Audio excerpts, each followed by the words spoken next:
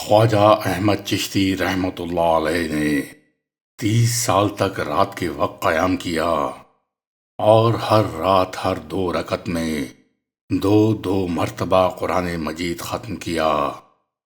کہتے ہیں کہ انہوں نے خداوند تعالیٰ کو خواب میں دیکھا۔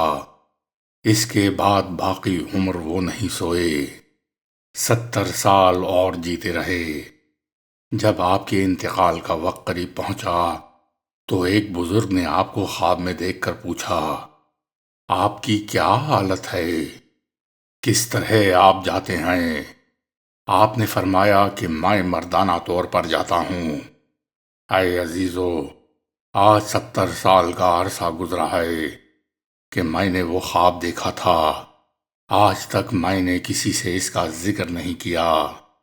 اس وقت بھی میں اسی خواب میں غرق ہو جاتا ہوں۔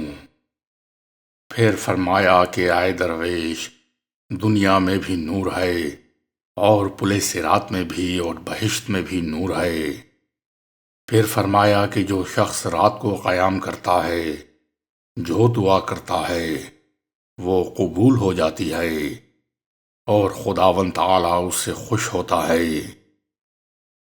پھر فرمایا کہ ایک دفعہ میں بخارا کی طرف سفر کر رہا تھا۔ ایک درویش کو میں نے دیکھا جو کہ ازہد بزرگ تھے۔ میں کچھ مدت ان کی صحبت میں رہا۔ کسی رات کو میں نے نہ دیکھا کہ وہ قیام میں نہ گزارتے ہوں۔ آخر سنا گیا کہ 40 سال سے اس درویش نے پہلو زمین پر نہیں رکھا۔ امام اعظم امام ابو حنیفہ رحمۃ اللہ علیہ 30 سال تک رات کو نہیں سوئے اور آپ کا پہلو مبارک زمین پر نہیں لگا۔ جب آپ نے آخری حج کیا تو آپ کعبے کے دروازے پر آئے اور کہا، دروازہ کھولو، آج کی رات خداوند تعالیٰ کی عبادت کر لیں۔ کون جانتا ہے کہ دوسری دفعہ مجھے حج کی قدرت حاصل ہو یا نہ ہو۔ دروازہ کھل گیا، امام اعظم اندر چلے گئے۔ خانہ کعبہ کے 2 ستونوں کے درمیان نماز ادا کرنے کے لیے کھڑے ہوئے اور دائیں پاؤں کو بائیں پاؤں پر رکھ کر آدھا قرآن شریف پڑھ کر رکوع اور سجود پورا کر کے کہا، اے خداوند، میں نے تیری اطاعت ایسی نہیں کی جیسا کہ اطاعت کا حق تھا، اور میں نے تجھے نہیں پہچانا جیسا کہ تیرے پہچاننے کا حق تھا۔ غائب سے آواز آئی کہ اے ابو حنیفہ، تو نے پہچانا جیسا کہ پہچاننے کا حق تھا۔ میں نے تجھے اور ان لوگوں کو جو تیرے پیروکار ہیں اور تیرے مذہب پر چلیں گے ان کو بخش دیا۔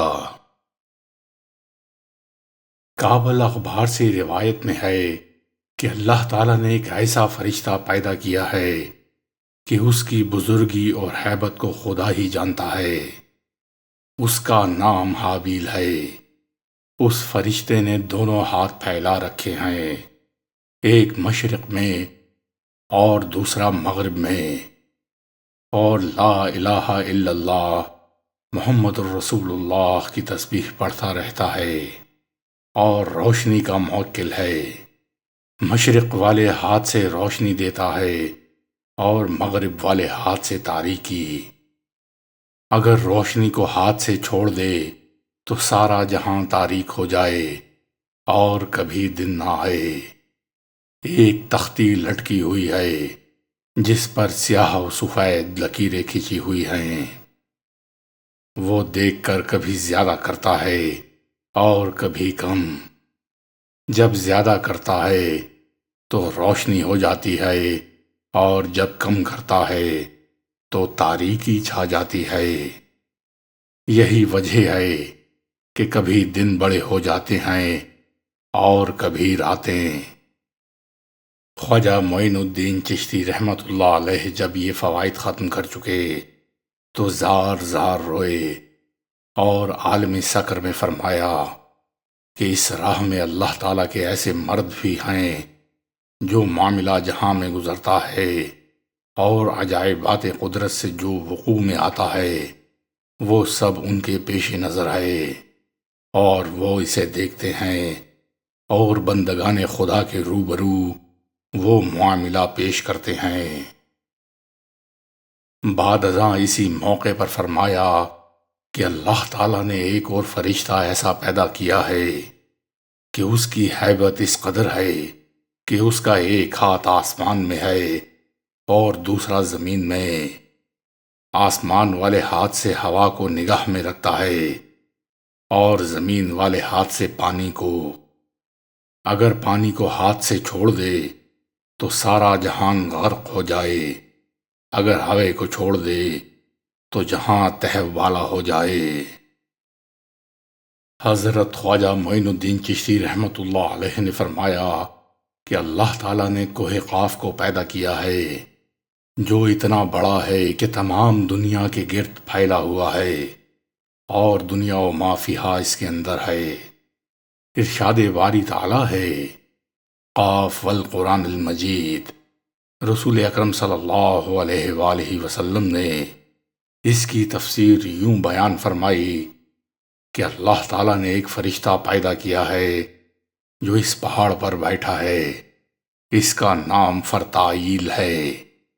اس کی تسبیح یہ ہے، لا الہ الا اللہ محمد الرسول اللہ۔ اس کا نام فرتائیل ہے اور وہ اس پہاڑ کا موکل ہے، کبھی وہ ہاتھ بند کرتا ہے کبھی کھولتا ہے۔ زمین کی رگیں اللہ تعالیٰ نے اس کے ہاتھ میں دے رکھی ہیں۔ جب اللہ تعالیٰ زمین کو تنگ کرنا چاہتا ہے تو فرشتے کو رگیں کھینچنے کا حکم دیتا ہے، جس سے چشمے خشک ہو جاتے ہیں اور نباتات نہیں اگتی۔ جب فراخ سالی کرنا چاہتا ہے تو رگیں کھولنے کا حکم دے دیتا ہے۔ جب خلقت کو ڈرانا چاہتا ہے تو رگوں کو ہلانے کا حکم دیتا ہے، جسے زلزلہ کہتے ہیں۔ پس جب حکم ہوتا ہے تو زمین ہلتی ہے۔ شیخ الاسلام خواجہ عثمان ہارونی اور شیخ سیف الدین باخضری رحمۃ اللہ علیہم فرماتے ہیں کہ اسرار العارفین میں یوں لکھا ہے کہ اللہ تعالیٰ نے اس پہاڑ کو 40 جہاں کے برابر بنایا ہے۔ ہر جہاں میں اس کے 400 حصے ہیں، ہر ایک حصہ اس دنیا سے 4 گنا ہے۔ اس پہاڑ کے پیچھے کوئی تاریکی نہیں اور نہ ہی وہاں رات ہوتی ہے۔ وہاں کی زمین سونے کی ہے اور وہاں کے رہنے والے فرشتے ہیں۔ نہ آدم نہ شیطان، نہ بہشت نہ دوزخ۔ جس روز سے اللہ تعالیٰ نے انہیں پیدا کیا ہے، سارے فرشتے لا الہ الا اللہ محمد الرسول اللہ کہتے ہیں۔ ان 40 جہانوں کے پیچھے حجاب ہے اور ان کے پیچھے حجاب ہیں جن کی بڑائی اللہ تعالیٰ ہی کو معلوم ہے۔ یہ پہاڑ ایک گائے کے سر پر رکھا ہے جس کی بڑھائی 30,000 سال کی راہ کے برابر ہے۔ گائے کھڑی ہوئی ہے، اللہ تعالیٰ کی حمد و ثنا کرتی ہے۔ اس کا سر مشرق میں اور اس کی دم مغرب میں ہے۔ شیخ عثمان ہارونی رحمۃ اللہ علیہ نے قسم کھائی کہ جس روز میں نے یہ حکایت شیخ مودود چشتی سے سنی تو آپ نے مراقبہ کیا۔ ایک درویش حاضر خدمت تھا، دونوں غائب ہو گئے، پھر آپ موجود ہوئے۔ اس درویش نے قسم کھا کر کہا کہ میں اور شیخ مودود چشتی دونوں اس پہاڑ کے پاس تھے اور 40 جہان جو خواجہ صاحب نے بیان کیے انہیں معائنہ کرنے کی خواہش تھی۔ ہم نے دیکھا تو جو کچھ فرمایا گیا تھا وہ ویسا ہی تھا، واقعی ان میں ذرہ برابر فرق نہیں تھا، واقعی ان میں ذرہ برابر بھی فرق نہیں تھا، ٹھیک اسی طرح ہیں جیسا کہ خواجہ صاحب نے بیان کیے ہیں۔ اس مکاشفے کا سبب یہ تھا کہ مجھے شک ہوا۔ آپ نے دوران بیان حکایت اس شک کو معلوم کر لیا۔